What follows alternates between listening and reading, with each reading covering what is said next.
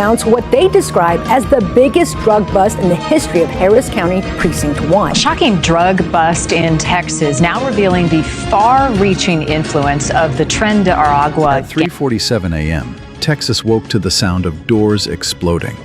Federal agents were storming auto shops and warehouses that turned out to be fronts for a drug syndicate linked to Venezuelan cartels. What looked like an ordinary business district instantly became a battlefield.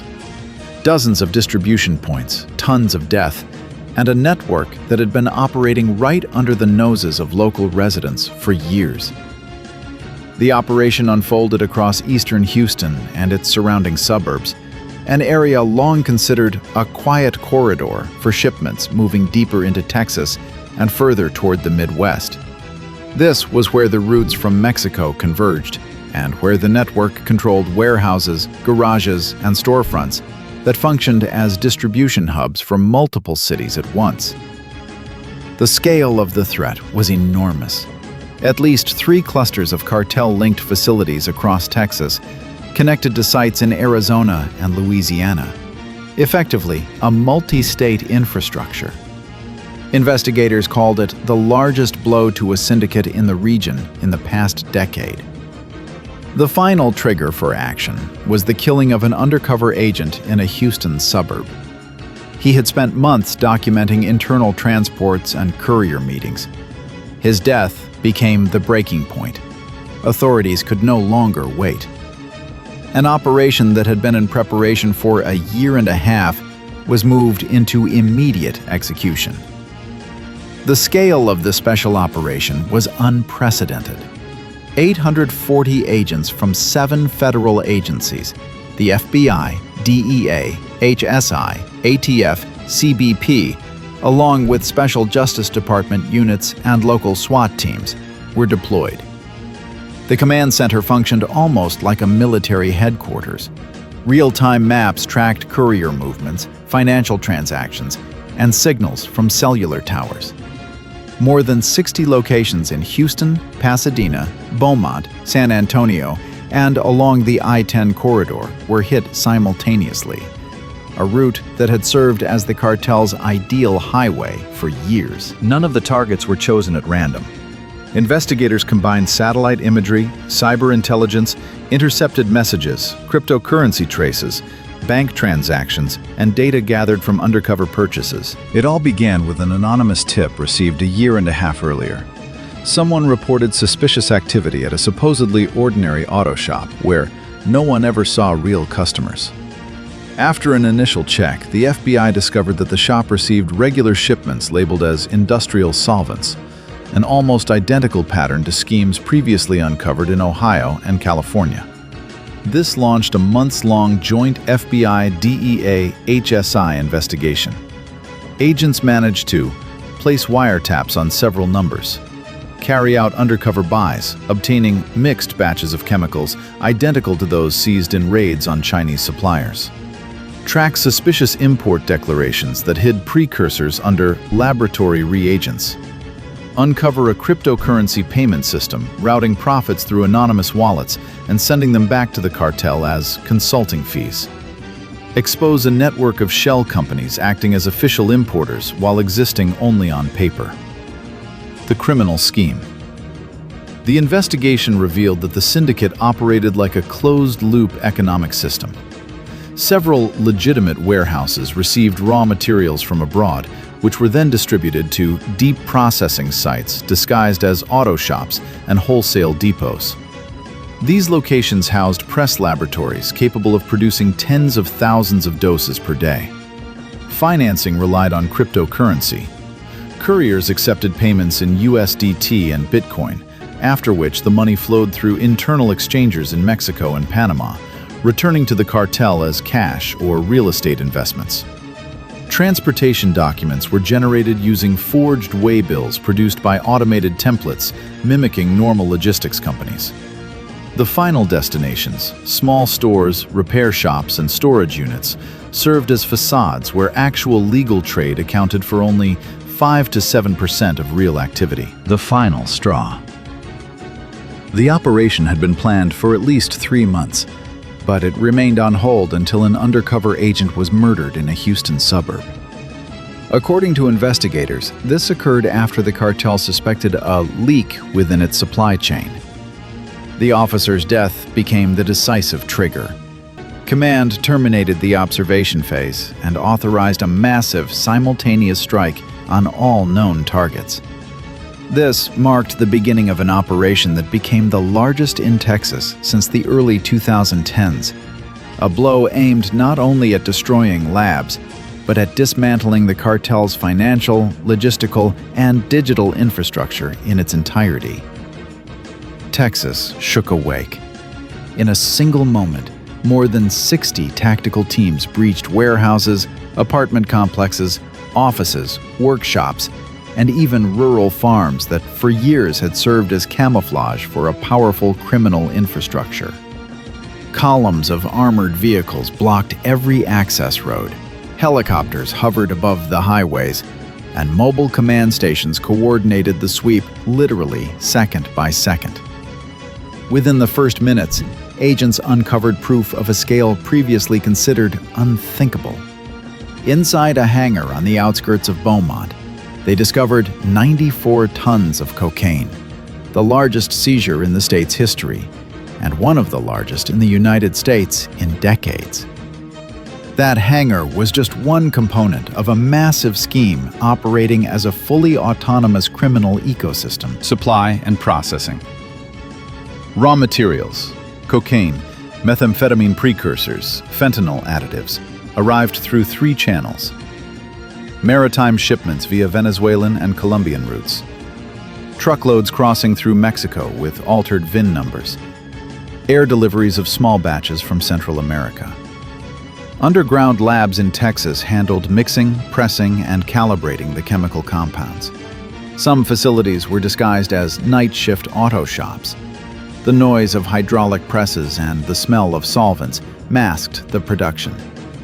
These labs were capable of manufacturing more than 150,000 doses per day.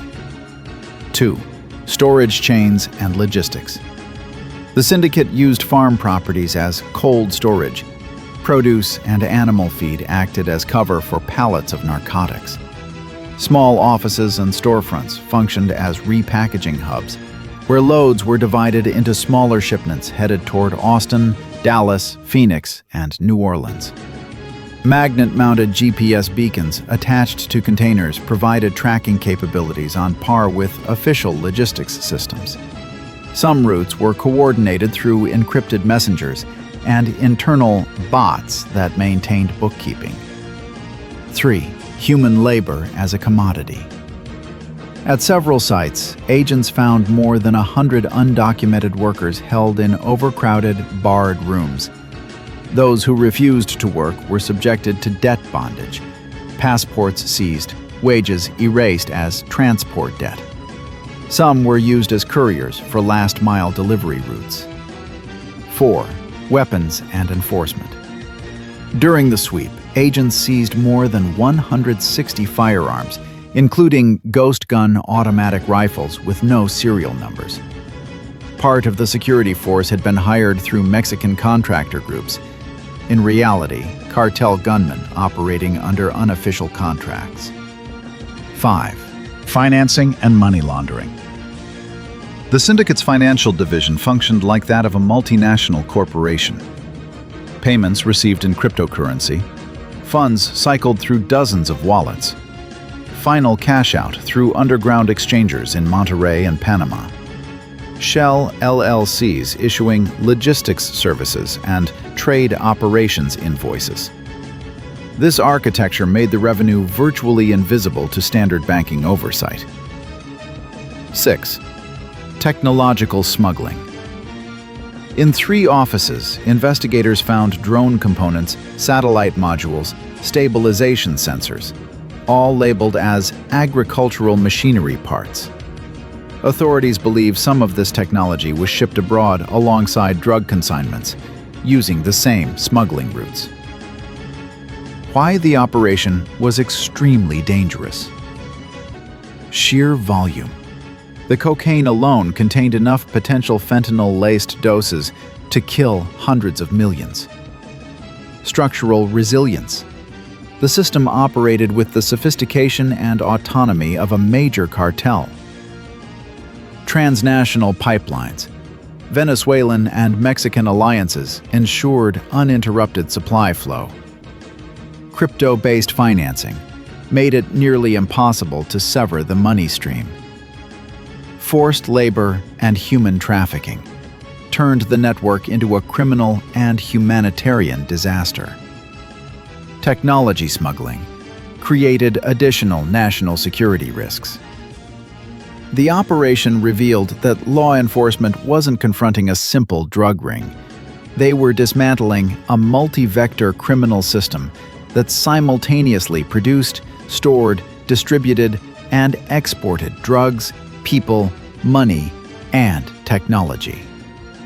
This syndicate was capable of operating for years while remaining invisible, and dismantling it required an assault with the precision and scale of a military campaign. Preparation for the operation lasted several weeks and resembled the planning of a military campaign. A joint command center with representatives from the FBI, DEA, HSI, and Texas law enforcement agencies coordinated everything. Daily briefings refined the routes, tested communication channels, and organized assault teams with different specialties, from tactical entry units to digital forensics groups tasked with seizing servers. A massive assault map displayed more than 60 potential locations where the syndicate might be hiding laboratories, warehouses, or financial hubs. Special focus was placed on the primary target, a former South American military officer whom the media had nicknamed the Architect. He designed the entire logistics network, positioned the couriers, controlled the labs, and oversaw the movement of money. According to intelligence, the Architect was preparing to flee after the undercover agent was killed.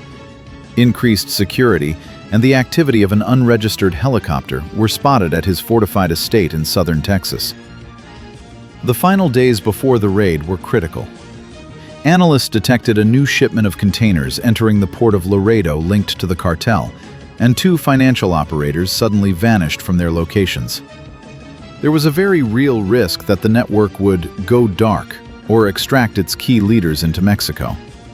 That became the point of no return. The decision to act was made within 24 hours. At 3 a.m., all teams received their final mission packets, communications were switched to total radio silence, and aviation units were placed on immediate standby. When the assault began, the Architect did attempt to escape. He activated an underground tunnel leading to a private helipad with a waiting helicopter. But the escape failed. Fighter jets scrambled from a nearby airbase and intercepted the aircraft before it could take off. That is why the operation was carried out on this exact day. The risks were too great, and the network was moments away from disappearing. After the operation concluded, agents unanimously agreed. This wasn't just a raid. It was the dismantling of an entire parallel criminal state that had been growing inside Texas while remaining nearly invisible. As revealed through server data and seized documents, the cartel was part of a sprawling network with direct ties to Venezuelan criminal conglomerates, receiving financing, personnel, and protection along international routes. Why the scheme was so dangerous? It combined traditional drug logistics with high-tech instruments, cryptocurrency circulation, encrypted communication channels, falsified customs records, and legitimate businesses used as operational fronts.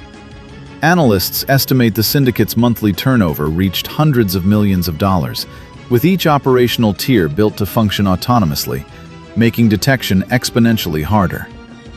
Why the network survived for so long? First, the cartel blended seamlessly into the local economy. Auto shops, warehouses, and agricultural sites appeared entirely legitimate. Second, corruption, now confirmed by the arrest of officials and police officers, allowed the group to bypass inspections and receive early warnings. Third, the Architect's team changed logistics patterns every year, making routes unpredictable and difficult to trace. How the network was finally exposed. After the undercover agent was killed, investigators shifted their focus to digital traces. The analysis of cryptocurrency flows and satellite data tracking the movement of cargo allowed them to merge scattered locations into a unified map. Once agents uncovered the network of Shell LLC companies, the entire structure began to collapse.